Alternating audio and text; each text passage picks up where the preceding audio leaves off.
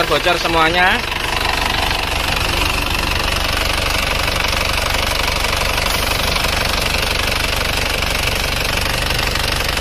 Oke, ini asapnya sudah banyak banget ya teman-teman ya. Di sini sudah banyak sekali asapnya dalam kondisi panas. Kalau kita lihat ini iramanya itu seperti pas kompresi ya. Jadi zus gitu.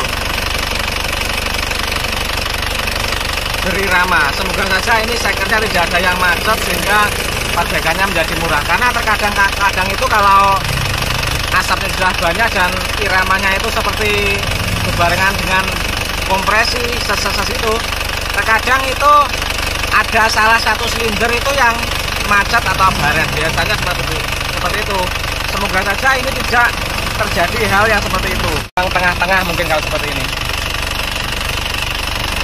Oke, asap knalpotnya mungkin bisa bersih karena kebocoran kompresi itu, kalau yang bocor itu ring steker kompresi itu biasanya tidak berpengaruh pada asap knalpot, kecuali kalau yang bocor itu ring steker uli sehingga ulinya naik ke ruang bakar banyak. Nah, baru asapnya putih, atau mungkin juga turbo yang bocor itu putih, tapi ini enggak. Jadi asapnya tetap bersih tapi bocoran kompresinya banyak. Oke teman-teman, sudah fix pemeriksaan kita pada mobil ini. Sudah bisa saya pastikan kendaraan ini bukan hanya sekedar uap oli, tapi adalah kebocoran kompresi dari ring stekernya. Penter dari Wonogiri sudah kita turunkan. Nah, ini kita akan melepas cylinder head. Ini mobilnya kondisinya sudah sangat memprihatinkan, banyak sekali oli yang bocor seperti ini, kotor banget. Emang waktunya peremajaan seperti ini. Terus kita lihat ini manifolnya sudah sangat penuh dengan kerak-kerak ya, EGR-nya ini. Jadi dari EGR-nya lama nggak dibersihkan, jadi lama nggak dirawat mobil ini, akibatnya seperti ini. Cepatan. Nah, seperti ini.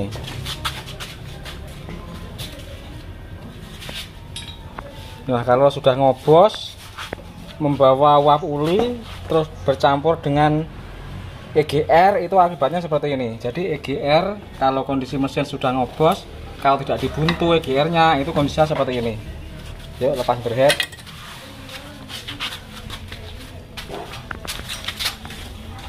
Nah, seperti ini. Ini liner orisinil.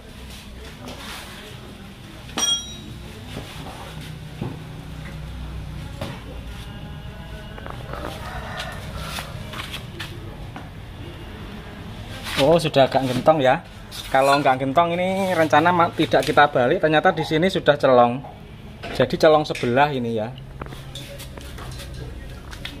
Kalau yang ini nggak kerasa celong, tapi ternyata yang sebelah sini celong. Jadi oval, ini bentuknya ini oval.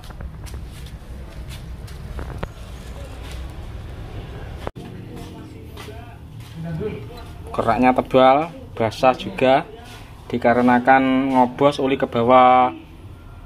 Uap uli ke bawah masuk ke intake manifold, ditambah dengan asap knalpot yang masuk ke sini oleh EGR, sehingga keraknya sangat tebal. Kalau EGR itu masih aktif,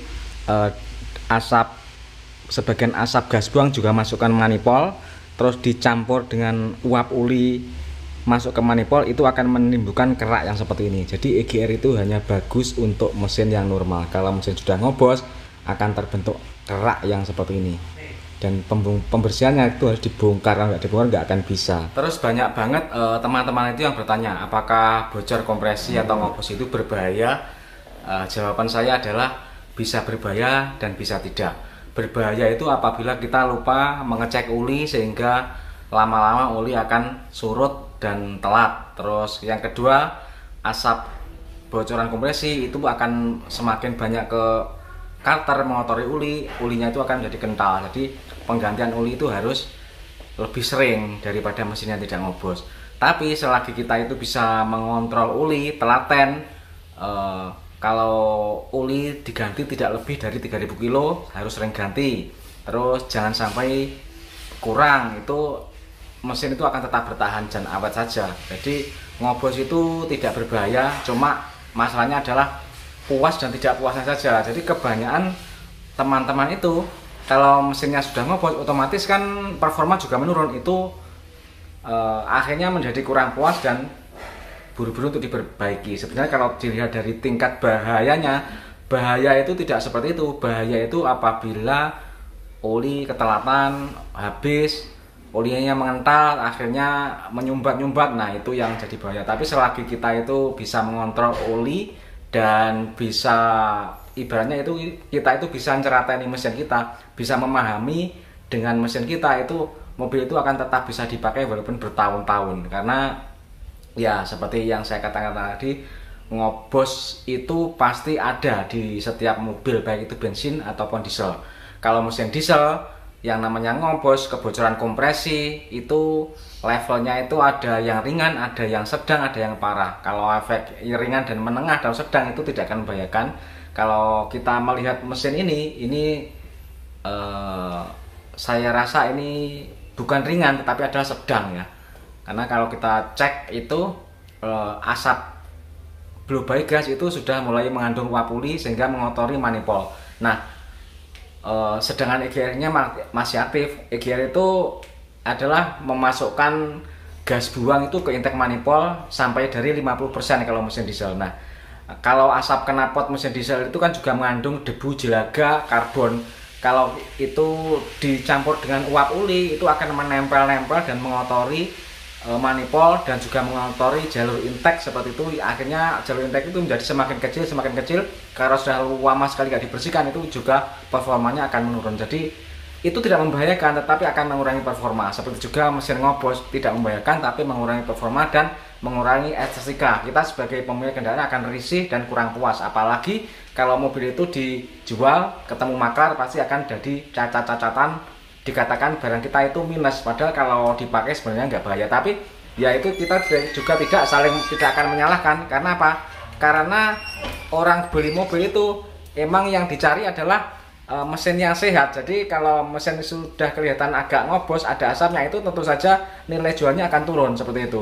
Jadi siapapun pasti akan memilih mesin yang tidak kelihatan asap di sogok ulinya. Jadi hanya seperti itulah alasannya mesin itu diperbaiki. Kalau masalah untuk bahaya dan tidaknya, saya tidak mengatakan itu bahaya, hanya mengatakan itu adalah ada nilai kepuasan kalau mesin kita sehat. Jadi seperti itu.